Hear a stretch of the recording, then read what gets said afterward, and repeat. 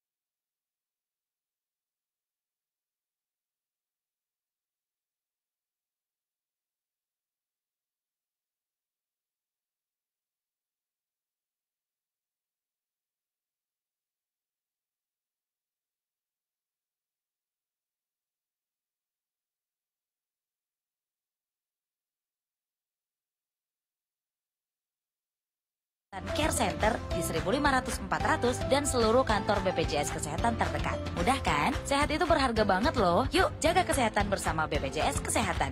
Program ini berlaku sampai dengan Desember 2020. Harian Jogja menjawab kebutuhan pemberitaan dan strategi komunikasi pemasaran Anda melalui integrasi media yang menjadi kunci pembidik pasar yang tepat. Bergabunglah bersama layanan kami. Harianjogja.com, integrasi media online dan media sosial hadir untuk pasar yang dinamis. Cek @harianjogja. Jogja Pro Event Organizer terbukti sukses selenggarakan aneka seminar, launching brand, event olahraga, tourism, dan lainnya. Cek.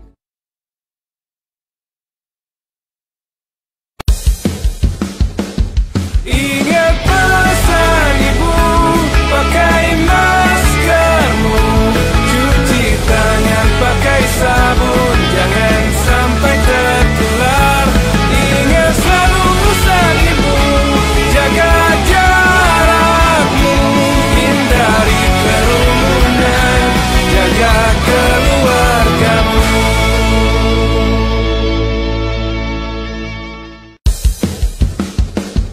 Ingat pesan ibu, pakai maskermu, cuci tangan pakai sabun, jangan sampai tertular. Ingat selalu pesan ibu, jaga jarakmu, hindari kerumunan, jaga keluargamu.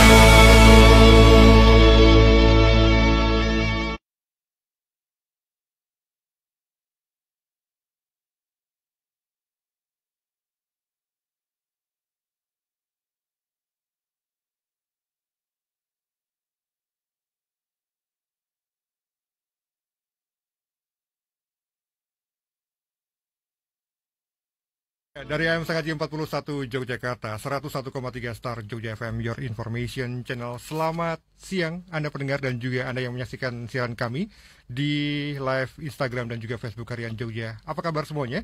Siang kali ini kita akan ngobrol banyak terkait dengan milenial harus jadi garda terdepan penerapan protokol kesehatan.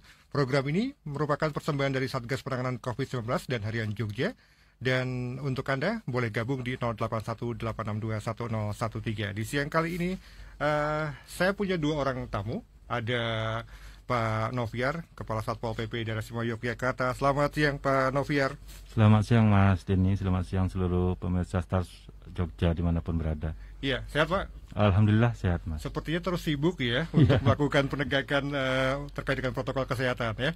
Nanti kita akan gali lebih banyak Pak Noviar terkait dengan bagaimana upaya penegakan protokol kesehatan dan juga bagaimana memaksimalkan teman-teman milenial ini untuk menjadi garda terdepan untuk penerapan protokol kesehatan. Tetapi ada juga ini perwakilan milenial yang kalau bocorannya Mbak Tanti dan teman-teman dari Dimas Diajeng ini punya sederetan aktivitas yang memang menunjukkan kepeduliannya kepada protokol kesehatan.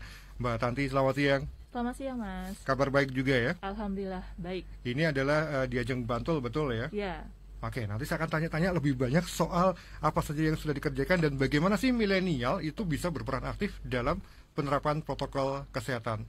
Sebenarnya gampang ya 3M itu, pakai masker, kemudian rajin mencuci tangan pakai sabun, dan juga menjaga jarak. Nah, Pak Noviar, sebagai garda terdepan dari penerapan protokol kesehatan untuk pengawasan ini, informasi terakhir Pak, update terakhir yang sudah dilakukan teman-teman Satpol PP apa saja nih Pak untuk yang terkait dengan sosialisasi sampai dengan penegakan Pak? Ya, jadi terkait dengan protokol COVID di DIY kita sudah mempunyai payung hukumnya, itu dengan Peraturan Gubernur Nomor 77 Tahun 2020 tentang penerapan disiplin dan penegakan protokol kesehatan dalam rangka pencegahan COVID-19, yang di dalamnya mengatur tentang sanksi, yaitu sanksi perorangan. Jadi kaitannya dengan objek yang diatur itu adalah 4. Itu yang pertama adalah perorangan. Yang perorangan ini wajib menerapkan 4M. Jadi kalau tadi Mas Denny bilang 3M, ini jadi 4. Yang pertama adalah memakai masker, yang kedua menjaga jarak, yang ketiga mencuci tangan, dan yang keempat adalah menghindari kerumunan. Terus terkait dengan pelaku usaha pun juga wajib menerapkan 4M, dan di dalamnya juga sudah diatur terkait dengan sanksi perorangan, itu berupa teguran lisan dan tertulis, pembinaan, kemudian juga sanksi sosial. Kita tidak menerapkan denda. Terus yang kedua, sanksi bagi pelaku usaha itu teguran lisan dan tertulis, yang kemudian adalah pembinaan, penutupan operasional sementara, serta penutupan permanen. Nah, selama ini kita sudah melakukan penegakan terhadap Peraturan Gubernur Nomor 77 Tahun 2020 tersebut dengan menerapkan operasi non-justisi pemakaian masker. Jadi kita lakukan mulai dari awal September sejak ditetapkannya Peraturan Gubernur ini sampai saat ini. Tiap hari kita lakukan di tempat yang berbeda bersama-sama dengan TNI Polri. Jadi pelanggaran yang terjadi di DIY sampai hari ini memang masih cukup tinggi. Untuk bulan September saja itu kita menemukan ada 12.154 pelanggaran terhadap 4M tersebut. Kemudian di bulan Oktober, mulai tanggal 1 Oktober sampai dengan tanggal 13 Oktober hari ini, itu sudah 3.852 pelanggaran. Bahwa yang kita lakukan adalah menerapkan sanksi. Ya, sanksi yang kita terapkan terhadap pelanggar-pelanggar itu adalah untuk perorangan yang tidak memakai masker, itu adalah sanksi sosial. Kami menerapkan dengan cara menyapu jalan ataupun memungut sampah di objek-objek wisata. Itu tujuannya adalah untuk memberikan efek jera kepada pelanggar. Kemudian khusus untuk pelaku usaha, kita lakukan pemanggilan pembinaan di Satpol PP. Kita juga melakukan supervisi, melihat atau mengecek ke tempat-tempat usaha, hotel, restoran maupun dari tempat-tempat hiburan. Itu kita lakukan setiap hari. Jadi setiap hari kita lakukan pengecekan protokolnya sudah diterapkan apa belum. Nah, sayangnya belum semuanya tempat-tempat usaha tersebut yang menerapkan protokol kesehatan yang sesuai dengan Peraturan Gubernur Nomor 77 Tahun 2020 tersebut. Jadi intinya kita setiap hari melakukan ini, Mas Denny. Oke, Pak, yang menjadi titik perhatian dari teman-teman Satpol PP dan juga tim yang lain untuk terkait dengan pengawasan dan penegakan protokol kesehatan ini di wilayah mana? Apakah tetap sama di kawasan yang menjadi gula-gulanya Jogja atau seperti apa ini, Pak Noviar? Jadi kita membagi kategori. Yang pertama, di setiap hari Senin sampai dengan hari Jumat kita dilakukan di wilayah DIY secara acak di tempat ada potensi keramaian. Jadi tidak khusus di tempat wisata, khusus hari Sabtu dan Minggu. Nah, kita fokus di tempat wisata, baik itu di kawasan Gumaton atau Malioboro dan sekitarnya. Kemudian juga di objek-objek wisata daerah pantai, kemudian waduk dan juga di Merapi. Jadi di Kaliurang juga kita lakukan operasi setiap hari Sabtu dan hari Minggu. Dan memang pelanggaran tertinggi. Jadi setiap hari Sabtu dan Minggu itu kita lakukan operasi di 64 titik. Nah, pelanggaran tertinggi memang terjadi di tempat-tempat wisata. Karena memang kita lihat bahwa wisatawan yang berkunjung ke wilayah daerah istimewa Yogyakarta, terutama di daerah-daerah pantai, itu memang wisatawan dari luar daerah. Mereka mungkin di daerah asalnya tidak menerapkan protokol kesehatan, itu terbawa-bawa sampai ke Jogja. Ketika di pintu masuk gerbang wisatawan, memang mereka sudah patuh, sehingga ketika masuk di dalam baru dilepas masker. Padahal di dalam itu sudah ada petugas kita yang kita tempatkan. Jadi kebanyakan memang pelanggaran yang terjadi di hari Sabtu dan hari Minggu memang masyarakat luar daerah istimewa Yogyakarta. Nah, kita tidak melakukan penyekatan lagi di perbatasan.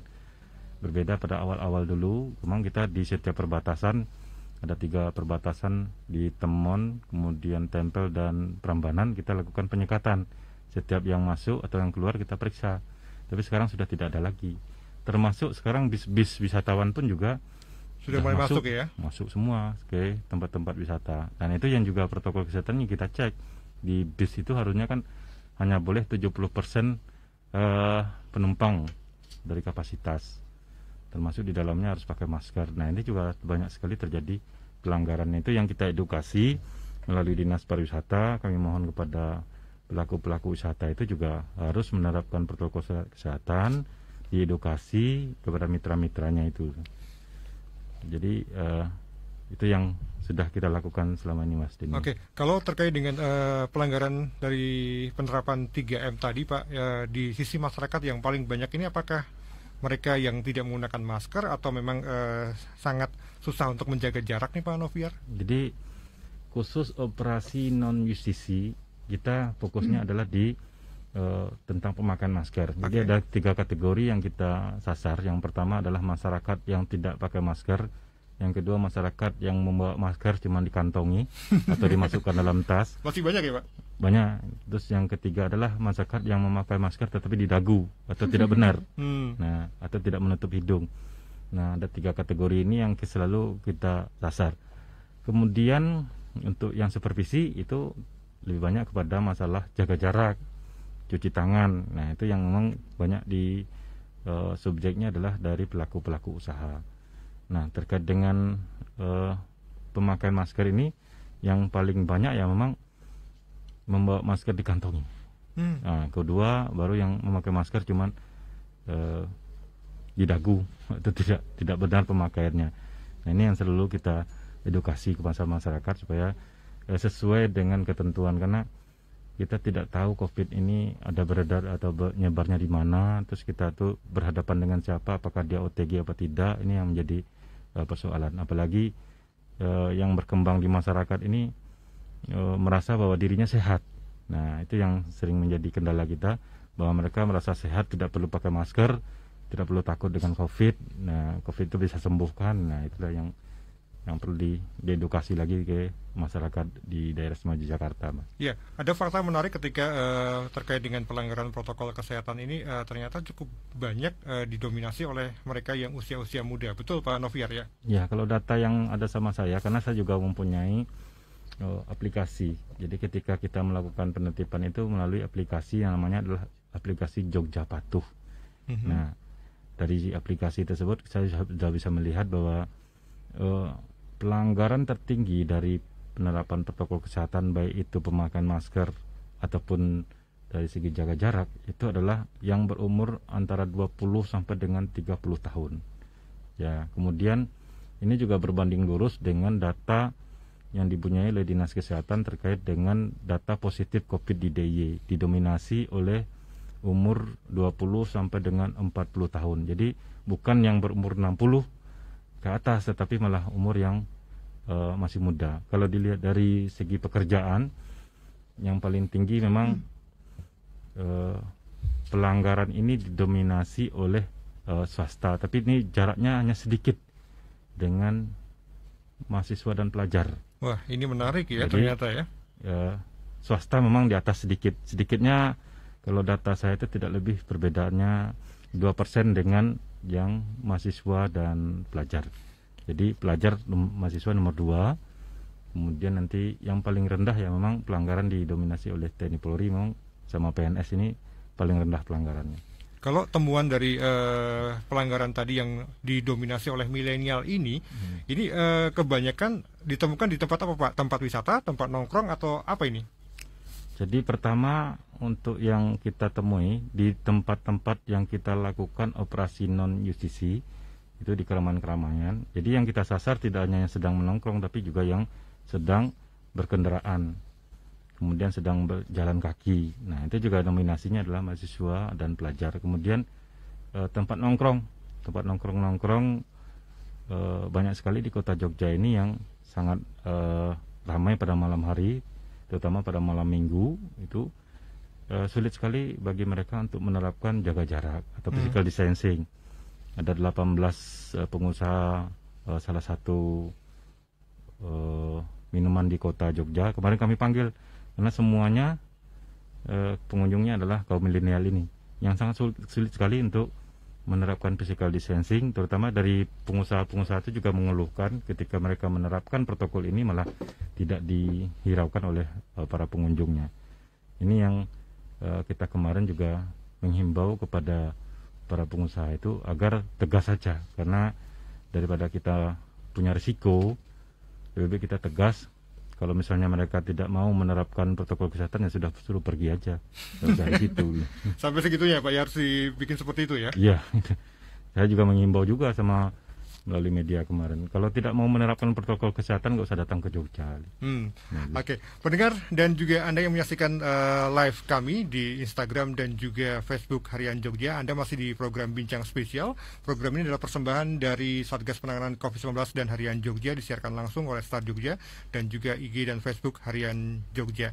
Anda boleh gabung di 081-862-1013. Tema kita adalah milenial harus jadi garda terdepan penerapan protokol kesehatan. Saya ke Mbak Tanti dulu ya Pak Noviar ini.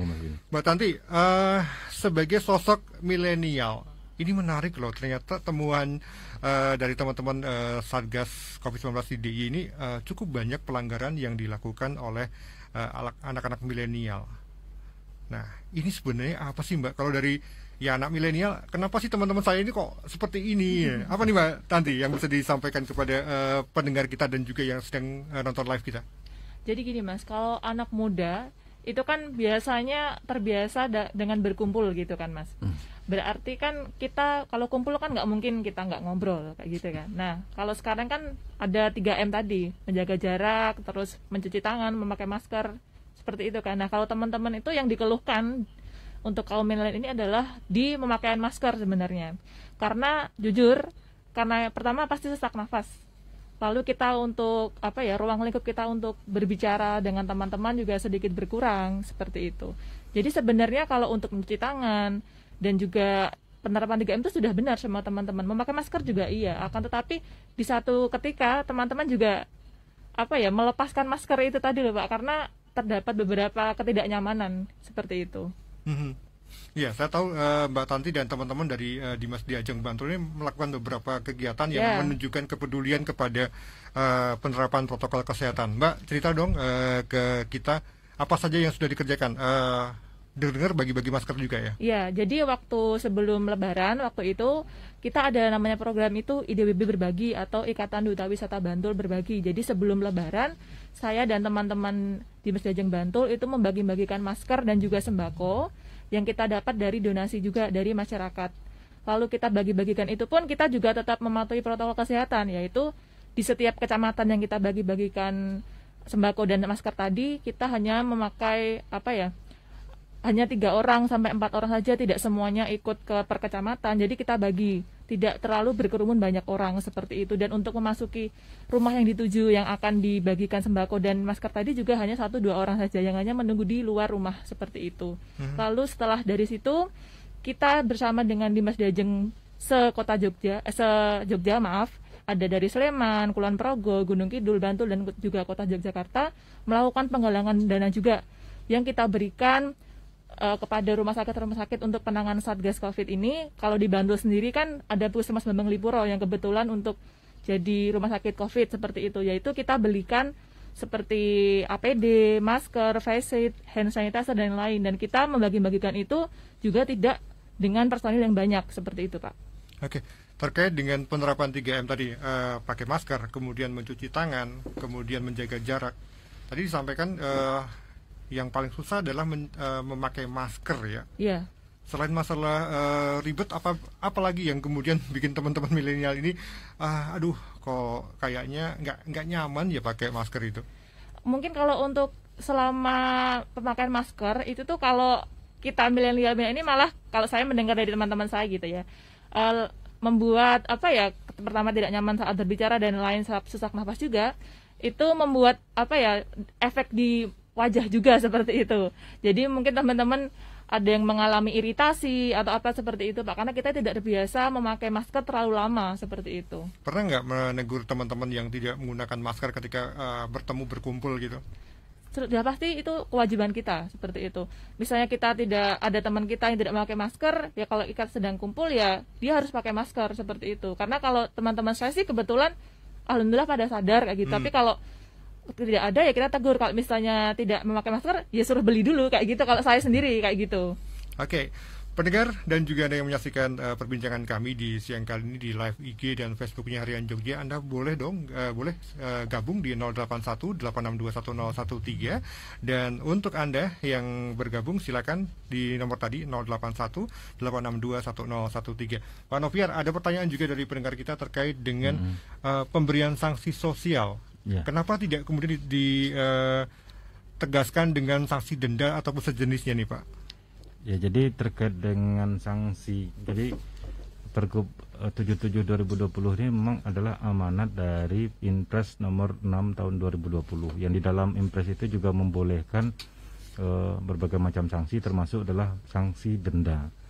Nah, pilihan Pak Gubernur tidak mengambil sanksi denda adalah karena di DIY masyarakat sekarang sedang terpuruk perekonomiannya, apalagi pertumbuhan ekonomi kita sekarang di bawah minus 5%. Artinya ini cukup tinggi. Artinya ketika kita menerapkan sanksi denda ini adalah hal yang tidak manusiawi. Termasuk walaupun di peraturan Wali Kota Jogja nomor 51 itu juga sudah ada ketentuan tentang denda bagi yang tidak pakai masker, kena denda 100.000. Termasuk di peraturan Bupati Bantul nomor 79 2020, peraturan Bupati Sleman nomor 37.1 tahun 2020 itu juga mengatur tentang denda. Tetapi belum ada satupun dari peraturan-peraturan itu yang diterapkan terkait dengan denda. Alasannya adalah masyarakat Jogja masih bisa dilakukan edukasi tanpa harus melalui denda. Karena memang intinya peraturan-peraturan itu dibentuk bukan untuk memberikan sanksi sebetulnya. Yang paling penting bagi kita ini adalah kesadaran individu. Ya, kita berkali-kali menyampaikan bahwa dalam penerapan prokes ini itu adalah yang diutamakan adalah kesadaran individu dalam menerapkan 4M. Jadi kalau tadi 3M ya, 4M sekarang. Yeah. Jadi 4M itu yang satu tambah dilarang berkerumun. Yeah. Ya, jadi untuk menghindari berkerumun. Ini yang sulit sekali, terutama ini akhir-akhir ini kaitannya dengan berkerumun, demonstrasi. Itu juga sering berkerumun. Nah, kami juga dapat tambahan tugas baru nih sekarang.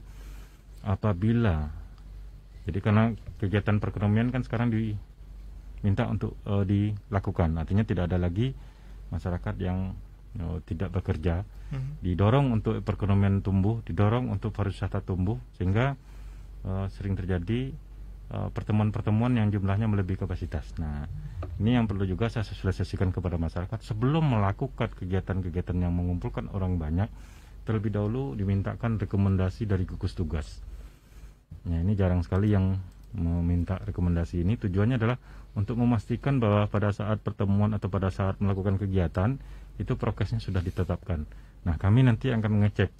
Jadi ketika misalnya ada rekomendasi dari gugus tugas dan kami dari Satpol PP akan melakukan pengecekan terhadap pelaksanaan kegiatan itu sudah prokes belum. Nah, ini kemarin berapa aksi yang dilakukan tanpa minta rekomendasi dari gugus tugas, dan kami juga tidak bisa melakukan pengecekan apalagi dalam situasi massa yang cukup banyak tersebut ya. Agak susah kami mengeceknya itu. Oke, Pak Noviar, Mbak Tanti, kita akan break dulu sebentar. Yang pasti saya pengen ngejar ke Mbak Tanti soal bagaimana sih anak-anak muda ini bisa diajak secara aktif, dilibatkan untuk penerapan protokol kesehatan Yang paling gampang adalah 3M, mencuci tangan, kemudian pakai masker, dan juga menjaga jarak. Ini perannya seperti apa nih teman-temannya Mbak Tanti, ini akan seperti apa? Kita akan kembali, pendengar dan juga Anda, jangan kemana-mana, tetap bersama dengan kami di program Bincang Spesial, persembahan dari Satgas Penanganan COVID-19 dan Harian Jogja, disiarkan langsung oleh Star Jogja FM dan juga IG serta Facebook Harian Jogja. Kami akan segera kembali.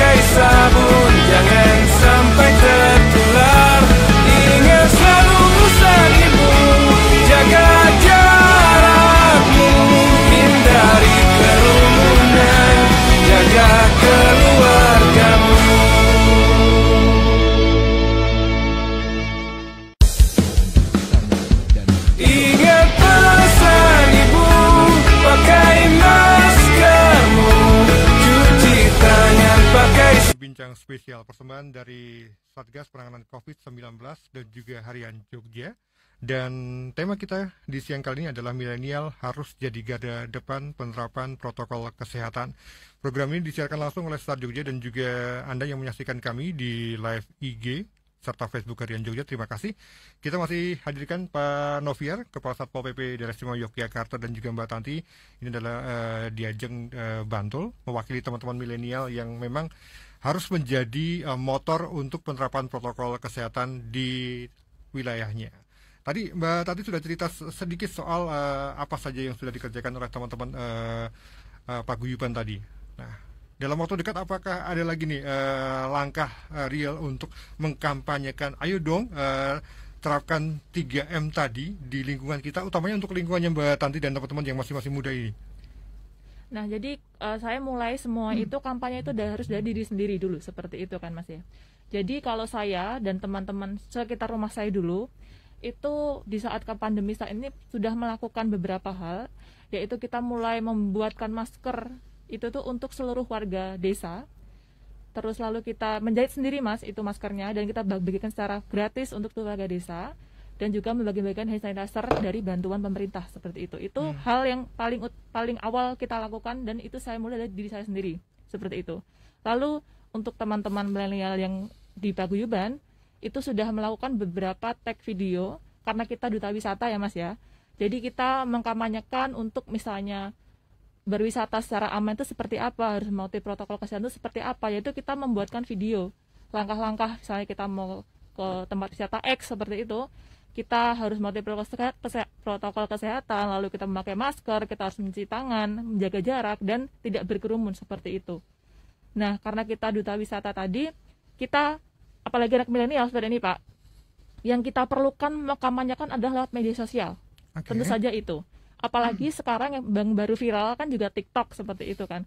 Karena hampir di semua instansi yang saya lihat, apalagi di kampus saya seperti itu juga, rektornya saja ikut membuat TikTok untuk mengkampanyekan 3M yang malah jadi 4M tadi ya Bapak bilang tadi. Seperti itu. Jadi sebenarnya untuk mengkampanyekan ke anak muda milenial itu hanya dengan sosial media sebenarnya sudah cukup menurut saya, karena hampir semua kalangan sekarang ini bermain sosial media Pak, seperti itu. Entah dari Instagram kita bisa membuat konten, lalu dengan TikTok juga kita bisa membuat konten. Jadi karena kita garda terdepan sebagai milenial, karena milenial adalah agen perubahan, jadi kita mulai mengkampanyekan dari sosial media kita masing-masing terlebih dahulu, seperti itu. Dan juga di kehidupan kita, misalnya kita berkumpul dengan teman-teman di luar paguyuban, juga kita harus bisa menjadi contoh, seperti itu. Dengan saya misalnya membawa hand sanitizer, memakai masker, dan juga setiap mau masuk kemanapun itu harus mencuci tangan, dan juga harus tetap menerapkan protokol kesehatan dengan menjaga jarak tadi Pak. Gampang nggak sih kemudian ketika mengajak teman-temannya untuk ayo dong kita terapkan 3M, pakai masker, kemudian mencuci tangan, menjaga jarak. Ini gampang nggak sih? Kalau antar teman lebih enak nggak sih? Iya, karena menurut saya dan teman-teman, malah teman-teman itu tuh malah percaya sama teman, malahan bukan karena dibilangin orang tuanya, tapi malah lebih manut sama teman-temannya sendiri, karena kita sudah terbiasa bermain bersama. Dan kalau misalnya kita takut-takutin juga teman-teman malah pada manut, biasanya seperti itu sih Pak. Kalau anak muda sih lebih, kalau di lingkungan saya enak dibilangnya seperti itu. Bahasa yang digunakan untuk ngajak kayak apa sih sebenarnya kalau yang bisa dilakukan? Ayo dong ikutan kayak aku gitu, atau seperti apa itu? Misalnya lagi kumpul nih Pak gitu ya, udah ini belum cuci tangan belum, misalnya kayak gitu. Terus kalau enggak ya ini pakai hand sanitizer dari kita, atau misalnya kalau dia nggak ada ya kita kasih tahu, seperti itu. Lalu agak menjaga jarak ya, biar nanti kalau misalnya kita ngobrol itu ada jaraknya, seperti itu sih. Oke. Pak Noviar, ini memanfaatkan teman-teman milenial ini untuk terus mengkampanyekan bagaimana kita menjadikan teman-teman milenial ini sebagai pemutus mata rantai penyebaran COVID-19. Ini apa yang sebenarnya bisa dilakukan Pak?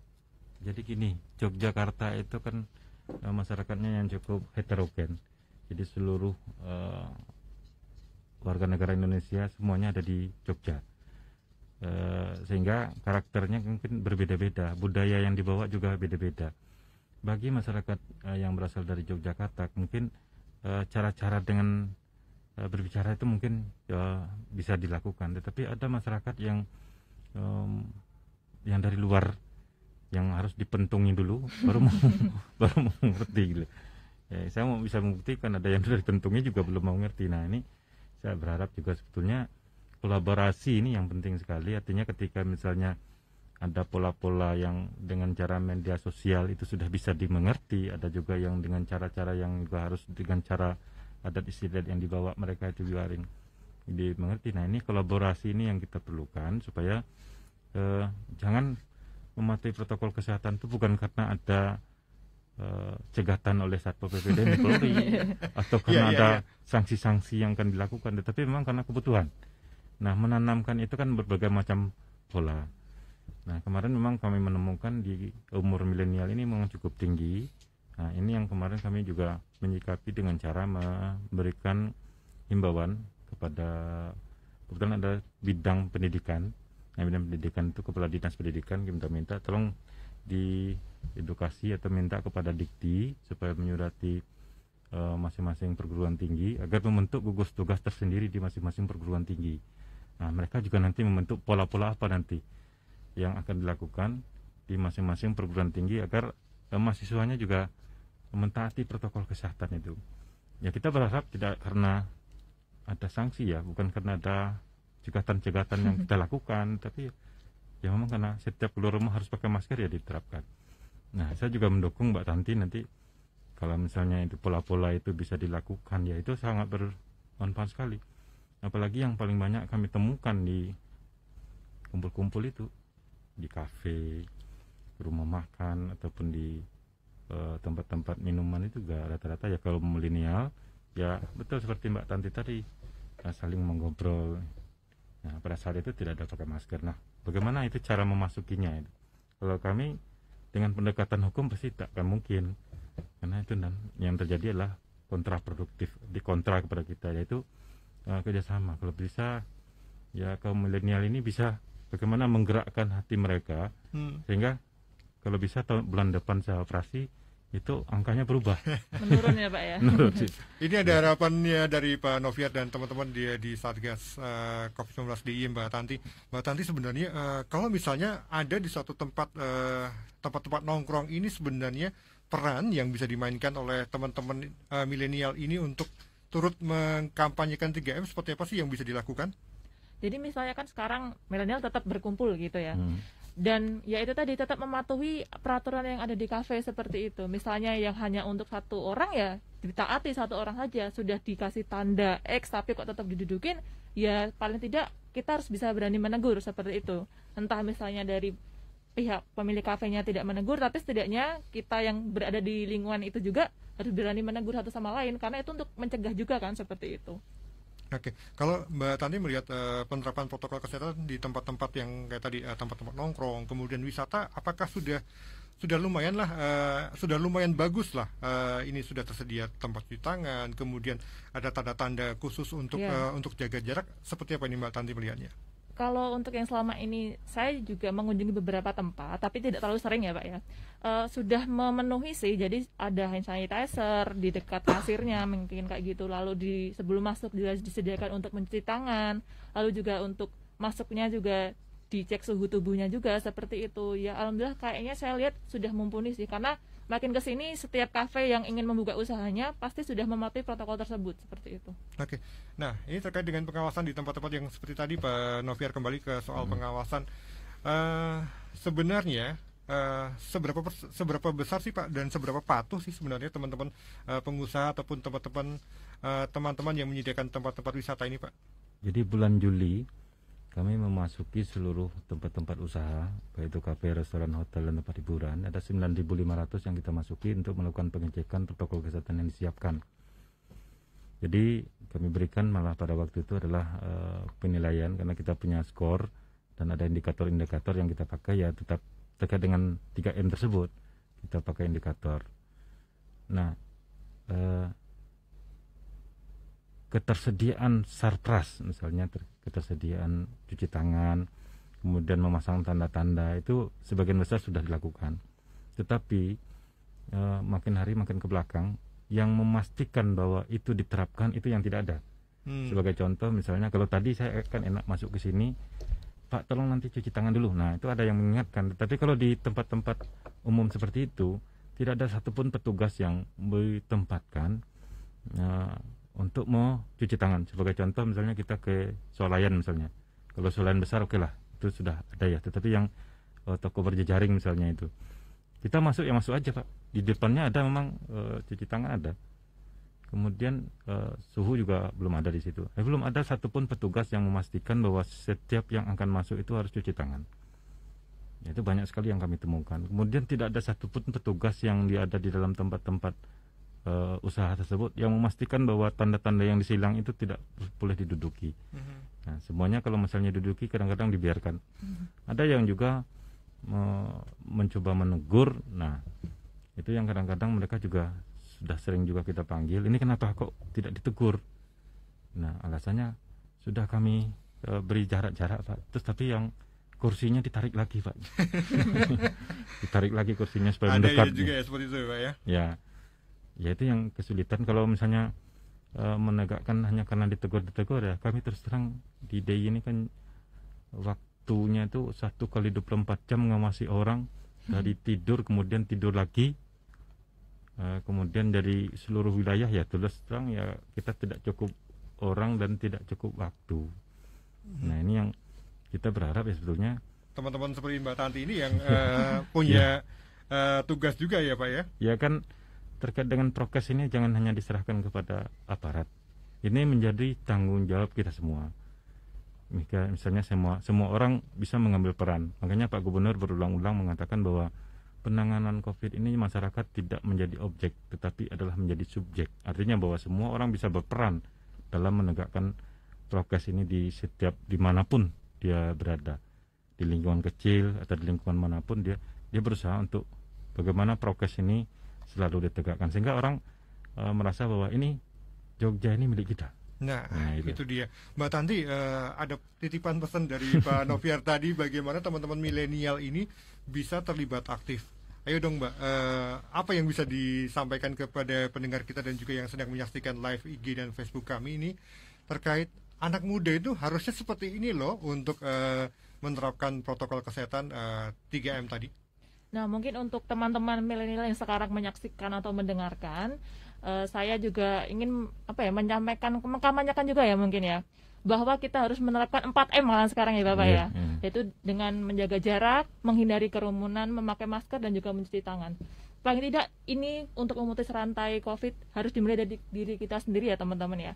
Dengan kita mulai membawa hand sanitizer atau mungkin kita mengurangi kegiatan untuk menghadiri kerumunan seperti itu adalah salah satu hal yang harus dimulai dari diri kita sendiri kayak gitu.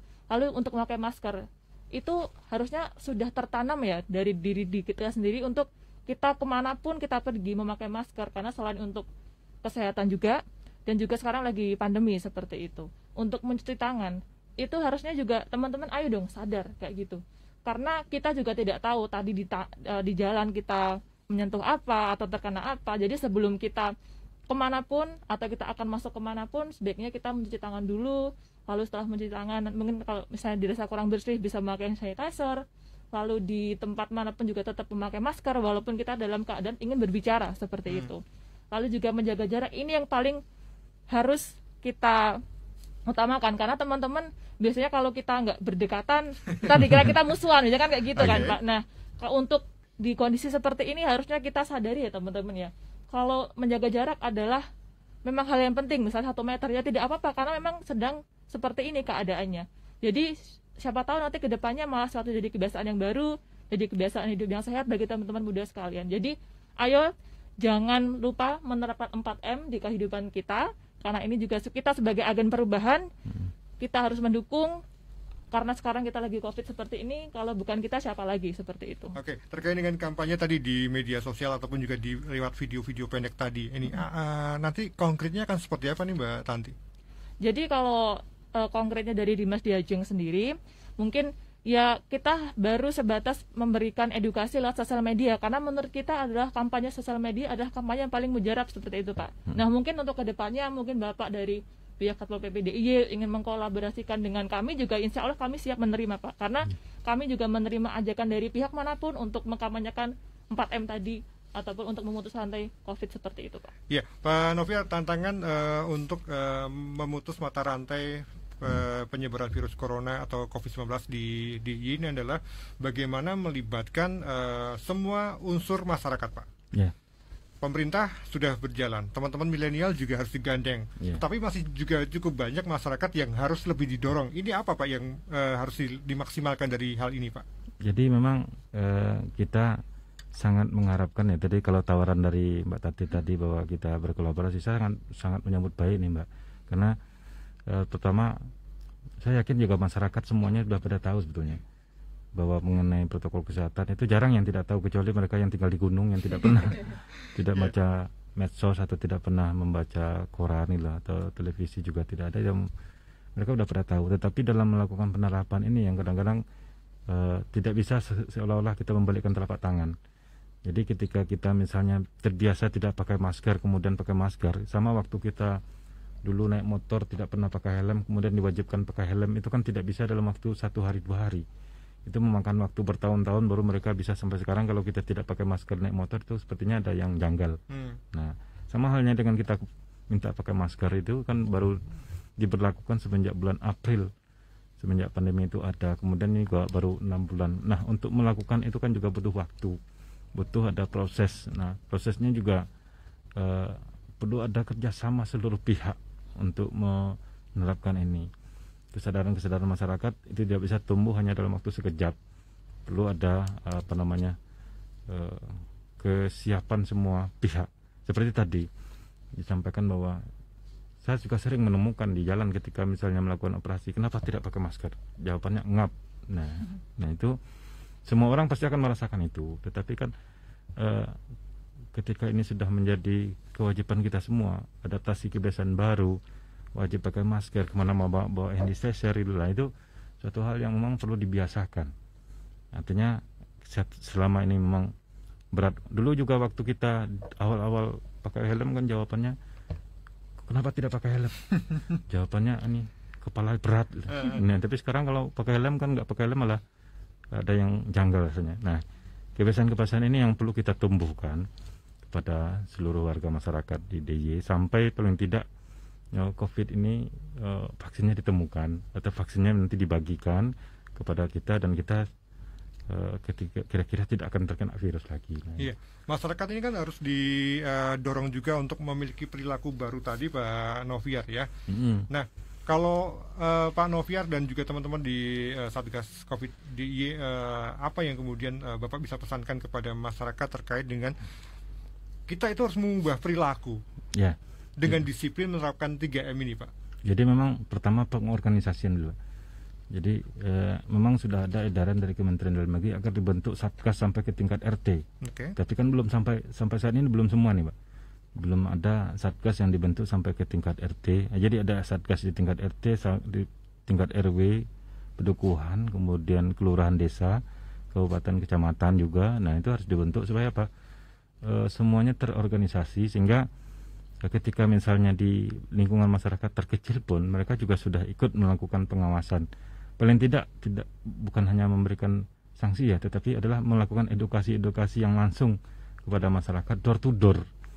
Jadi kalau misalnya di tingkat RT kan bisa masyarakat yang tidak selalu pakai masker nanti diingatkan oleh Pak RT-nya selalu pakai masker. Nah ini itu yang kita dorong kepada seluruh masyarakat di DIY. Tidak perlu menunggu perintah dulu, tapi kesadaran masing-masing lah tingkat RT itu sudah langsung dibentuk harusnya.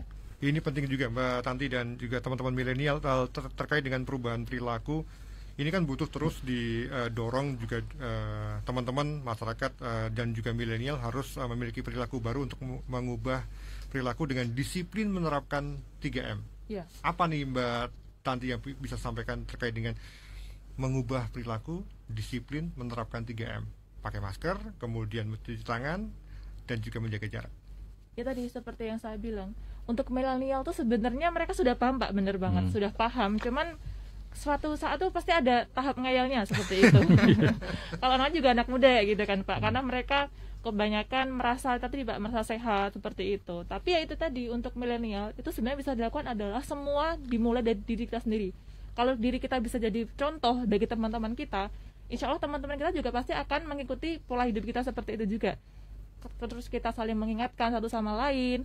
Lalu kita juga, ya intinya kita memberikan contoh untuk teman-teman kita. Kita dulu aja deh, kayak gitu. Kita nggak usah muluk-muluk harus seluruh DIY kita iniin, tapi dari lingkungan diri kita sendiri nanti kan teman-teman ikut terdampak gitu. teman-teman ikut kayak kita kan dia juga punya lingkungan yang lain seperti itu. Jadi semua dimulai dari diri kita sendiri, nanti juga insya Allah bakal tersebar dengan sendirinya karena teman-teman biasanya melihat perilaku itu dari teman-temannya juga seperti itu. Harus berani mengajak, harus berani menegur juga ya. Iya, seperti itu sih. Biasanya kalau teman-teman kalau misalnya menegur pun biarpun kelihatannya jahat tapi kita sayang seperti itu. Nah, itu dia Pak. Jadi harus masyarakat juga harus berani mengajak yang lainnya juga ya Pak Noviar ya.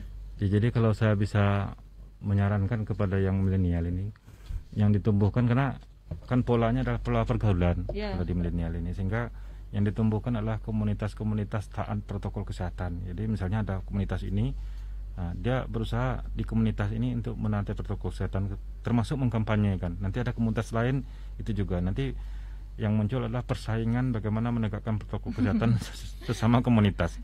Misalnya komunitas ini dia misalnya lagi kumpul-kumpul, tetapi dia sambil kumpul-kumpul ada semacam spanduk yang dibawa, kami komunitas ini taat protokol kesehatan, sehingga yang lain berlomba-lomba untuk menegakkan protokol kesehatan. Malu dong ya, yang lain aja sudah tertib, kok kita enggak tertib gitu ya. Gitu. Sehingga yang ditumbuhkan kan ada rasa malunya itu Pak, rasa malunya itu. Sehingga kalau kita menerapkan dengan cara hukuman itu sepertinya kan saya sendiri juga tidak yakin itu bisa merubah perilaku sebetulnya. Tapi karena ini merupakan peraturan gubernur yang harus saya tepati dengan cara paksa gitu lah. Tetapi yang lebih efektif kan adalah dengan cara-cara yang seperti itu Mbak ini. Yang sehingga kita mengharap kaum milenial ini juga sesuai dengan tema hari ini harus menjadi garda terdepan dalam penegakan protokol kesehatan dengan cara-cara yang berlaku di lingkungan masing-masing. Tidak bisa dibawakan misalnya ketika kami melakukan hukuman kepada pelanggar-pelanggar gitu. Nah, pola itu mungkin tidak cocok bagi pola di kaum milenial. Polanya pola-pola ajakan atau pola-pola dengan bahasa-bahasa prokep, atau bahasa-bahasa yang berlaku di lingkungannya itu. Nah, itu.